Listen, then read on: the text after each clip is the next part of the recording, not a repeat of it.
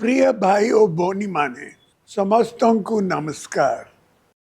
बात्या आसुथिबा खबर पाए आमे समस्ते चिंतित। पूर्वरु आमे समस्ते मिसी सफलतार सह अनेक बात्यार मुकाबला करिछे। हमर एक बहुत इफेक्टिव डिजास्टर मैनेजमेंट पॉलिसी अच्छी।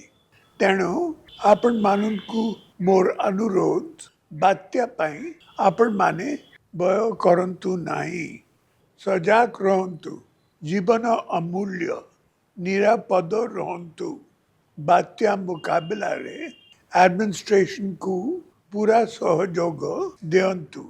सबु निर्वाचित प्रतिनिधि माननकु मोर अनुरोध आपण माने ए विपद समय रे लोकों को सह रहंतु।